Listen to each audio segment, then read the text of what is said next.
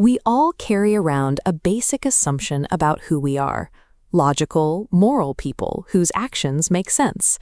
We expect our daily choices to lock perfectly into that identity.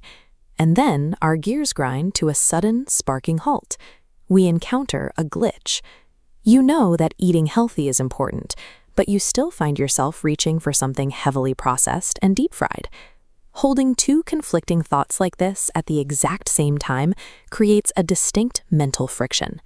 In 1957, a psychologist named Leon Festinger gave this friction a name. He called it cognitive dissonance. The discomfort you feel depends on the stakes. If a core belief conflicts with a severe contradictory action, the stress level spikes, what Festinger called the magnitude of dissonance.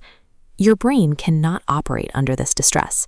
It forces an immediate correction, triggering a subconscious reflex to relieve the psychological pain. This reflex is an invisible force. It drives us to warp our own perception of reality just to restore our peace of mind and protect our identity. To relieve that psychological pressure, the human brain relies on a taxonomy of 4 escalating strategies. The first one is the most grounded in logic. Method 1 is to simply change the behavior. The most direct path back to internal consistency is stopping the action that contradicts your belief. Let's say you're on a strict diet, and someone puts a box of high-sugar donuts on your desk. You feel that immediate spike of dissonance. Under Method 1, you resolve the stress by simply refusing to eat the treat. Action aligns with belief. But behavioral change is incredibly hard. When we fail to do it, the brain moves to Method 2, changing the cognition. Instead of altering what we do, we adjust the underlying rule so the action is no longer a violation. In the donut scenario, you go ahead and eat the treat, but you tell yourself that you are allowed a cheat day. The rule shifts and the guilt disappears. We apply this exact same mechanism to much higher stakes. Take a smoker who stares down a warning label clearly stating that their habit is lethal. To keep smoking without feeling dread, the smoker convinces themselves that the medical evidence is exaggerated, or that everyone dies of something anyway. When taking accountability becomes too difficult, altering our own internal rules provides a subject-specific psychological escape hatch. That brings us to Method 3, adding new cognitions.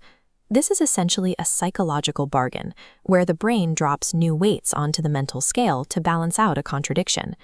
You might promise yourself that you'll spend an extra 30 minutes at the gym to offset the donut you just ate, or a smoker might claim the habit is necessary because it relieves their stress. Festinger's 1959 study on induced compliance provided a foundational measurement for this internal bargaining mechanism. He had college students perform a painfully boring task and then divided them into 2 groups. He asked both groups to lie to the next participant and say the task was actually fun. When analyzing the results, the $20 group experienced very low dissonance. Their high financial payout served as a sufficient external justification. The scale balanced because they knew exactly why they lied, for the cash. But the group paid just $1 lacked that strong external justification. A single dollar wasn't enough money to excuse lying. To relieve the resulting high dissonance, their brains manufactured a completely new internal belief.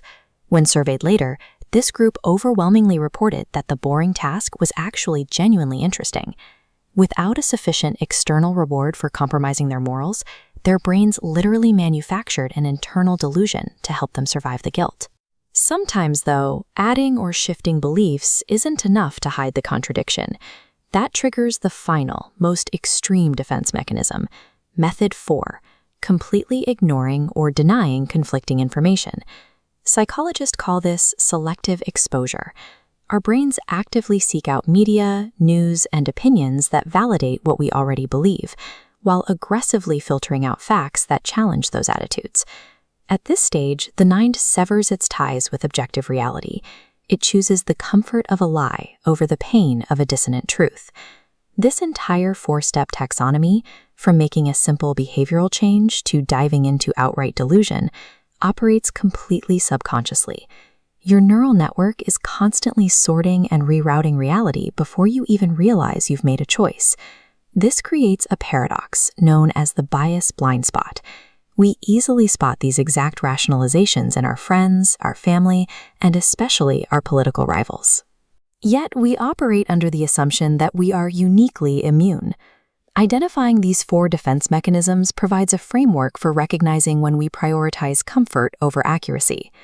Rationality requires a conscious effort to align behavior with the world as it exists, rather than distorting facts to protect a self-image.